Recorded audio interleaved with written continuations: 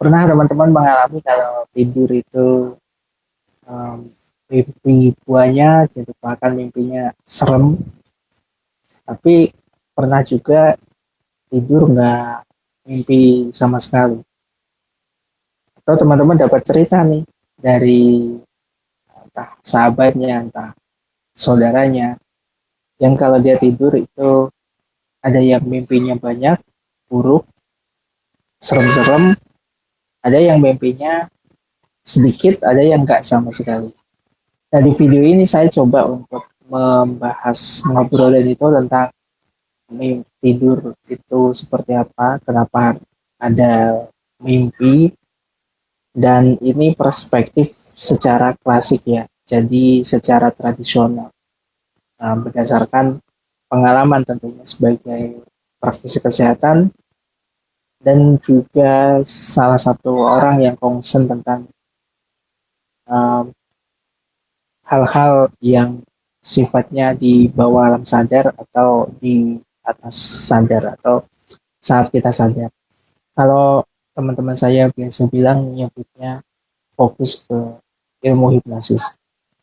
Tapi saya nggak mau menceritakan hipnosisnya ya, karena hipnosis itu kan sebuah ilmu yang berhubungan dengan pikiran.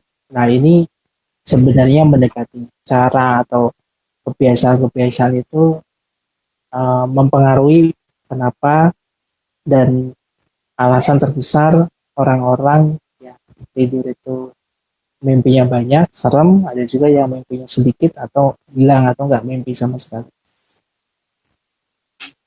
Yang pertama begini, kalau kita mau meruntuhkan gitu, ada kebiasaan-kebiasaan kita di jam-jam kesibukan, baik itu di pagi, siang, sore, itu malam masih dibawa mau menjelang tidur. Misal saat mau istirahat kita masih melakukan evaluasi pekerjaan atau membaca-membaca dari chat-chat grup kantor, atau ada yang mengevaluasi pekerjaan baik itu secara signifikan ataupun hanya sebatas membaca. Nggak cuma itu, kadang-kadang kita juga melakukan scroll media sosial sehingga apa yang ada di informasi-informasi yang diproses oleh otak yang kita baca itu dia masuk, dan ketika kita tidur biasanya ada semacam uh, ya kayak pengaruh gitu, kayak masuk ke alam bawah sadar kita informasi-informasi yang ada tadi yang sedang diproses oleh otak. Otak kita itu sebenarnya dia per detik bahkan per milisecond lebih kecil lagi, dia sangat cepat mengakses informasi dan itu nggak difilter, entah informasi benar, entah informasi salah, pokoknya diproses saja. Nah, itu yang membuat kita akhirnya tidur itu muncul dari mimpi, muncul uh, mimpinya intens, kadang sampai ke bawah, ketika kita bangun tuh masih ke bawah di mimpi tadi tuh. Nah, nggak salah sebenarnya untuk mimpinya itu bentuknya macam-macam, itu nggak salah. Yang salah adalah bagaimana memanajemen sebuah kebiasaan-kebiasaan sehari-hari itu untuk meminimalisir mimpi yang muncul di tidur kita. Setidaknya ada tiga faktor yang membuat mimpi itu intens bahkan serem muncul di tidur kita. Yang pertama tadi, salahnya kita mengelola informasi di jam-jam tidur. Yang seharusnya kita lakukan adalah ketika mau tidur 2 jam misal, itu benar-benar sudah nggak mengakses informasi apapun. Jadi fokus ke tidur 2 jam ya. Kalau nggak bisa ya upayakan dilatih sedikit demi sedikit, misalnya setengah jam mau tidur kita nggak ngakses apa nanti dicoba lagi diperpanjang jadi 1 jam, nanti diperpanjang lagi jadi 1 jam setengah, sampai nanti minimalnya 2 jam. kita nggak akses info apa-apa.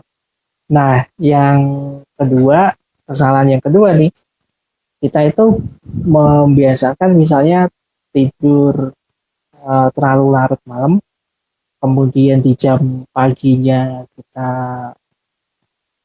tidur melebihi jam aturan kita rutinitas gitu ya.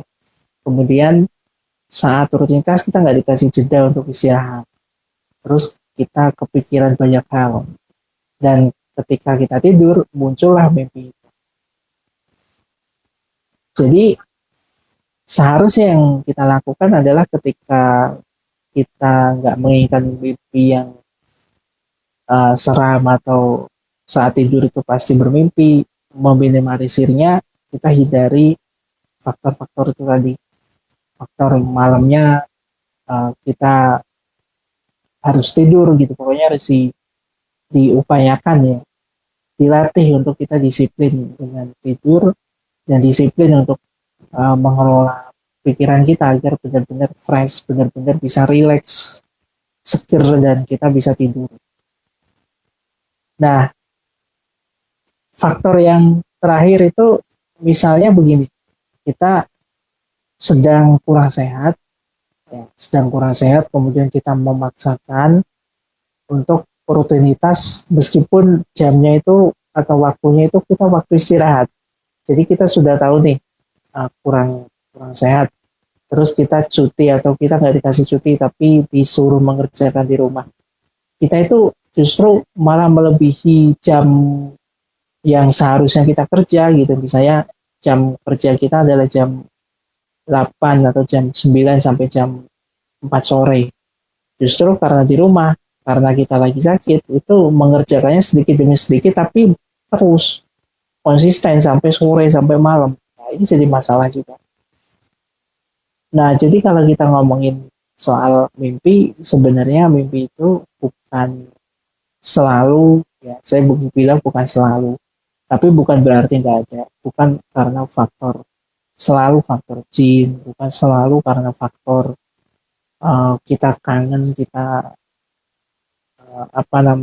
lagi banyak pikiran atau apa, atau hal gaib lainnya, nggak selalu ke arah sana, tapi memang itu cara manajemen kita istirahat, cara memanajemen kita untuk mengelola informasi, cara manajemen kita untuk melakukan kebiasaan-kebiasaan yang produktif itu nggak bisa di-manage dengan baik, nggak bisa diolah dengan baik, dijaga dengan baik, sehingga muncullah sensasi seperti itu. Pernah kan teman-teman satu waktu tidur itu benar-benar nyenyak banget, nggak mimpi apa-apa, enak banget. Tapi di satu waktu pernah mimpi itu sampai bikin ketakutan. Nah, biasanya tadi kita pas mau tidur scrolling apa atau nonton video apa, film apa yang agak serem sehingga kebawa ke alam bawah sadar kita. Jadi tidur itu pengertiannya adalah merilekskan alam sadar kita untuk rileks masuk ke dalam alam bawah sadar. Jadi kalau kita tidur ya nggak sadar posisinya, nggak tahu apa-apa, nggak ingat. Nah, sedangkan ketika kita masuk di bawah sadar dan mimpi macam-macam, itu biasanya karena pikiran kita belum selesai, dia masih memproses informasi-informasi yang ada, kemudian dia masih melakukan sebuah kayak rekaman, kayak komposisian, jadi kan kalau informasi itu tumpang tindih, istilahnya mereka berebutan tempat pada otak kita untuk diolah, dijadikan data dan dijadikan pengetahuan. Jadi sesederhana itu. Nah, maka kalau kita mau meminimalisir mimpi, ya kita harus merubah dulu 3 kebiasaan ini. Yang pertama, kebiasaan untuk saat di jam-jam istirahat 2 jam itu nggak melakukan scrolling medsos, nggak melakukan pekerjaan yang berat-berat, jadi benar-benar relax, nggak mengakses apa-apa, informasi apa-apa nggak. Kemudian kebiasaan-kebiasaan ketika kita tidur di jam malam harus disiplin. Kemudian bagaimana kita bisa melakukan evaluasi, benar-benar istirahat saat badan kita sedang kurang sehat atau sakit, dan nggak melakukan pekerjaan yang berat, dan apalagi kalau melebihi kapasitas atau kebiasaan sehari-hari kita, itu jangan dilakukan. Kalau tiga faktor ini kita selesaikan, saya kira mimpi-mimpi yang sekiranya gak nyaman atau sering mimpi, bahkan tidur siang aja bisa mimpi gitu, itu insya Allah akan jauh berkurang dan bisa hilang sama sekali.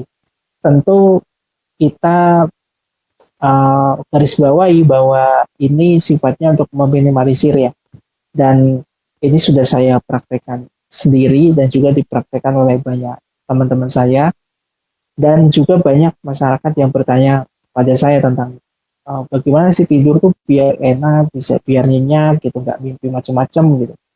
Nah, barangkali ini teman-teman membutuhkan bisa lakukan cara-cara sederhana ini, cara-cara tradisional atau cara klasik ini untuk teman-teman mengevaluasi kembali kebiasaan-kebiasaannya agar nanti bisa memiliki pola istirahat dan mempunyai kualitas tidur yang lebih meningkat lebih baik sehingga tubuh kita benar-benar sehat. Masih dalam pengharapan. Assalamualaikum warahmatullahi wabarakatuh.